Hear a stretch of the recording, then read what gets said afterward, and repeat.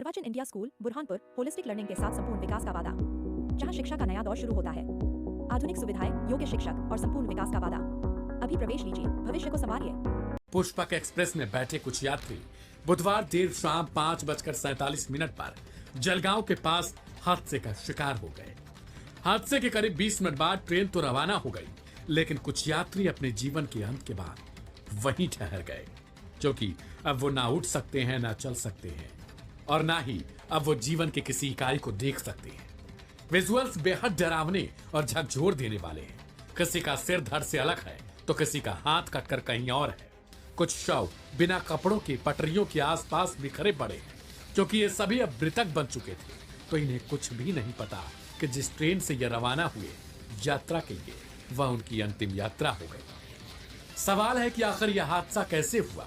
दरअसल इसके पीछे की वजह के रूप में एक अफवाह को माना जा रहा है। जैसे ही ट्रेन महाराष्ट्र के भुजबल स्टेशन से निकलकर जलगांव के परांडे स्टेशन पर पहुंची, वैसे ही ट्रेन में आग लगने की किसी ने अफवाह फैला दी। अमूमन हो रहे हादसों के कारण लोगों में खौफ फैल गया और वे ट्रेन में चेन पुलिंग कर बैठे। जैसे ही ट्रेन रुकने लगी, वैसे ही उसमें से कुछ लोग कूदने लगे। इस दौरान वे भूल गए कि सामने दूसरा ट्रैक है और उसी ट्रैक पर कर्नाटक संपर्क क्रांति एक्सप्रेस निकल रही थी और यात्री उसकी चपेट में आ गए। जितने लोग इसकी चपेट में आए वे वहीं पर मौत की नींद सो बैठे। ट्रेन घटना के बाद वहीं ठहर गई।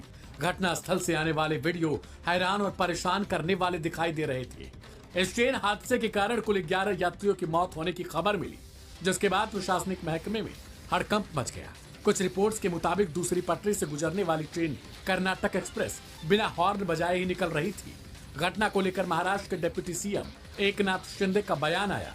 उन्होंने कहा कि इसकी विस्तृत जांच हर एंगल से होगी कि आखिर ये वाकई हादसा था या कोई साजिश थी। जो रेस्क्यू ऑपरेशन है, जहां जिनको हॉस्पिटलाइज करना है, उनके ऊपर उपचार करना है, वो काम शुरू है और वहां पर कोई भी किस्म की कमी नहीं होगी, ऐसी हमारी राज्य सरकार की यंत्रणा पूरा काम कर रही है। की अफवाह फैलाई गई कि ट्रेन में आग लगी। हाँ, अभी ये तो अभी उसकी जांच होगी, लेकिन पहले तो सबसे पहले जिनकी जो घायल है उनको उनका इलाज तुरंत हो जाए, उनकी जान बचे, इसको प्राथमिकता दी जा रही है। घटना को लेकर महाराष्ट्र के सीएम देवेंद्र फडणवीस की तरफ से भी बयान जारी किया गया और उन्होंने कहा कि घायलों के समुचित इलाज की व्यवस्था की जा रही है। यह हादसा बेहद दुखद और डरावना है। फिलहाल बड़ा सवाल यह है कि आखिर जब आरोप लग रहे हैं कि कर्नाटक संपर्क क्रांति एक्सप्रेस बिना हॉर्न बजाए निकली, तो इसमें गलती किसकी है? क्या जो यात्री ट्रेन से दूसरी पटरी के सामने कूद रहे थे, उन्हें ट्रेन के बारे में तनिक भी भनक न लग सकी, जिसके कारण वो खुद को बचा सके?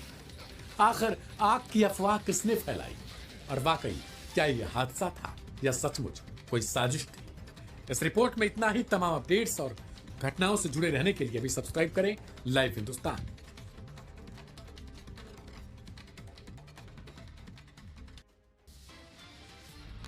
जब भी हम लोग पुष्पक एक्सप्रेस से हम लोग लखनऊ से मुंबई जा रहे थे, तभी हम लोग के बीच में यानी जब ये वो हुआ, तभी आग लगने का हम लोग को वो हुआ, तो सब लोग भाग रहे थे। तो उधर से जब ये ट्रेन रुक गई पुष्पक एक्सप्रेस, तो आग लगने के लिए वो बोले, तो सब लोग उधर से जैसे ट्रेन में से इधर उधर भागने लगे। तो उधर से दिल्ली एक्सप्रेस आ रही थी, तो जितने लोग उस साइड की पटरी पे गए थे, जो 8-10 लोग जितने लोग थे, उनको उधर से तो उड़ा दिया। बाकी इस साइड में तो इस साइड वाले जितने थे उनको कुछ भी नहीं हुआ। और दिल्ली एक्सप्रेस जो आ रही थी वो बहुत स्पीड से आ रही थी, उन लोग कूदे और तुरंत ही लेके चली गई सबको। आप कहाँ से कहाँ तक सफर कर रहे थे? हम लोग लखनऊ से मुंबई के लिए सफर कर रहे थे। कितने लोग थे? हम केवल 7 लोग थे। तो उसमें से किसके डेथ हुई थी? क्या वो मेरे मामू का लड़का है, उसका नाम नसरुद्दीन है। तो आपके सामने ये सारी घटना? हाँ, हम लोग के सामने ही हुआ है।